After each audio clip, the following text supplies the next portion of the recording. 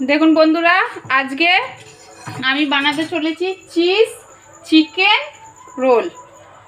Chicken আমি আজকে egg দিয়ে করব না, তো আজকে চিকেন দিয়ে করব। তো চিকেনটা কষানোর জন্য আমি সবার প্রথমে এইটা কড়াইটা গরম করে নিয়েছি, আর কড়াইতে একটু তেল দিয়েছি কিন্তু হলো না, তো আমি একটুখানি আর একটু তেল দেবো। তেলটা দেখুন আমার গরম হয়ে গেছে। এবার আমি দিয়ে দেবো এই পেস্টটা আমার পেঁয়াজ, আদা আর শুকনো লঙ্কা। ব্যাস, পেঁয়াজ, আদা আর শুকনো লঙ্কা পেস্ট করেছি। আমি রসুন দেবো না, আমি যেহেতু রোল বানাবো তো আমি কষা করছি না, একটু ভাজা ভাজা মতন করব, তার জন্য আমি লঙ্কা আর আদা দিয়েছি।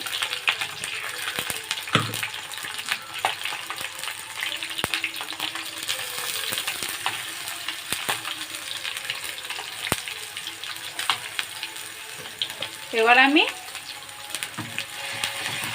ভালো করে নাড়িয়ে নেবো, একটু ভাজা ভাজা মতন করে নিয়ে এবার আমি মাংসটা দেবো।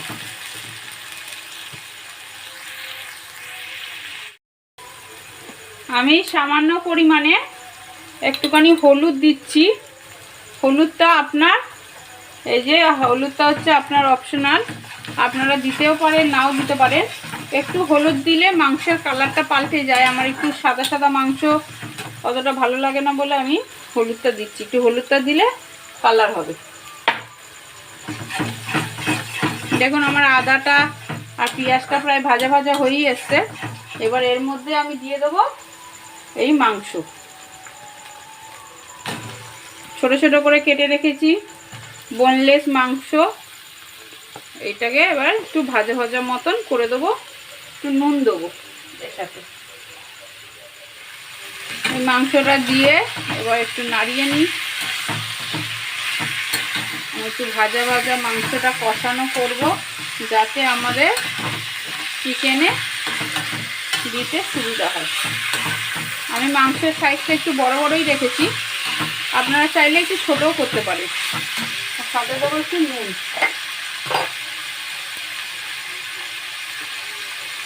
পরিমাণ মতো একটু নুন।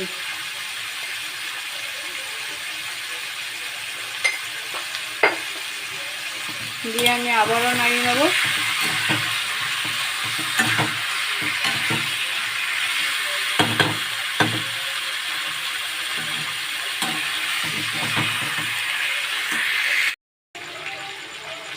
দেখুন বন্ধুরা, আমার এই যে মাংসটা প্রায় ভাজা ভাজা মতন হয়ে গেছে। এবার আমি গ্যাসটা বন্ধ করে ঠান্ডা হতে ছেড়ে দেবো।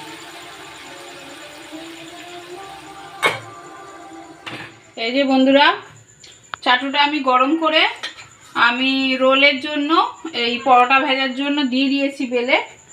আমি আটাটা মাখা আর বেলাটা দেখালাম না, কারণ ওইটা করতে গেলে ভিডিওটা আমার অনেক বড় হয়ে যায়। তো আটাটা আপনারা যেমনি লুচি বানান সেই আটাই মাখবেন, একটু লেচিটা বড় রাখবেন আর করে নেবেন।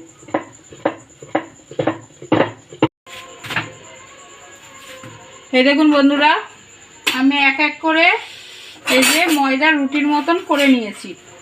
এই যে দুদিকে সেকে দেখুন রুটির মতন করে নিয়েছি। এবার আমি তেল দিয়ে ভাজবো, তাহলে তেলটা অনেক কম লাগবে। সবসময় তো আর এত তেল খাওয়া যায় না, তাই জন্য আমি আগে রুটির মতন ময়দার লেচিগুলোকে বানিয়ে তারপরে ওকে ইয়ে করে আর এই যে তেল মাখিয়ে এবার পরোটাটা ভেজে দেবো। তোর গায়ে কিন্তু তেল ছিটকাবে।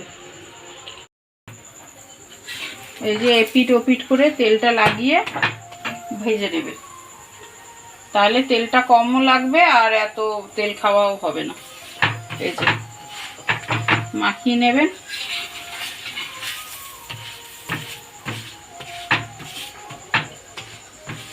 এপিট ওপিট করে মাখিয়ে উল্টে পাল্টে ভেজে নেবে। আমি লাল লাল করে ভেজে নেব। এই যে এমনি ভাজিয়ে এবার আমি নামিয়ে নেব। এবার আমি রোল বানাবো। এই যে ভাজা হয়ে গেল।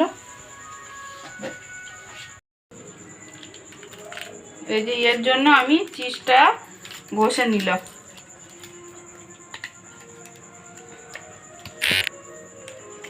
দোকানে এই বার কিনতে পাওয়া যায়।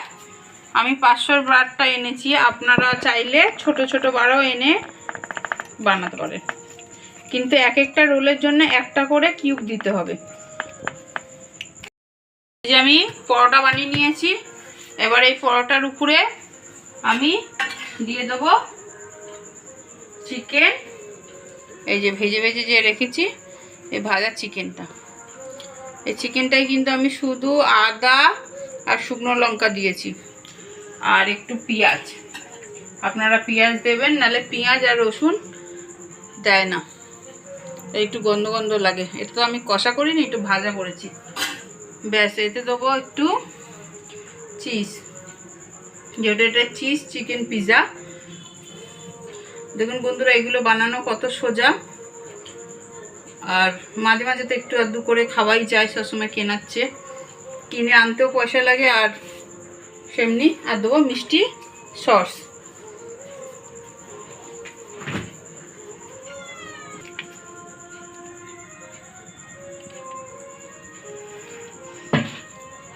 এবার আমি এই পিৎজাটার নিচে দেবো এটা। আমি আমার মেয়ের কপি দিয়েই করেছি, এমনি করে দিয়ে বেশ মুড়িয়ে দেবেন।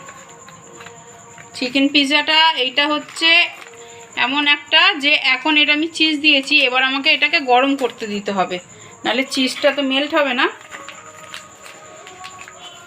এই যে মুড়ে, এবার এটা চলে যাবে চাটুর উপরে। বন্ধুরা দেখুন, এই রোলটা সাজিয়ে দিয়েছি, আর এই রোলটা চিজ রোল তো, এবার চিজটাকে একটু গরম করতে হবে, মেল্ট করতে হবে। তার জন্য এটা ছোট গ্যাসে বসিয়েছি, কম আঁচে। ছোট গ্যাসে কম আঁচে বসাতে হবে, না হলে জিনিসটা পুড়ে যাওয়ার ভয় থাকবে। এবার এটা গরম হবে, আর এমনি আটা মাখার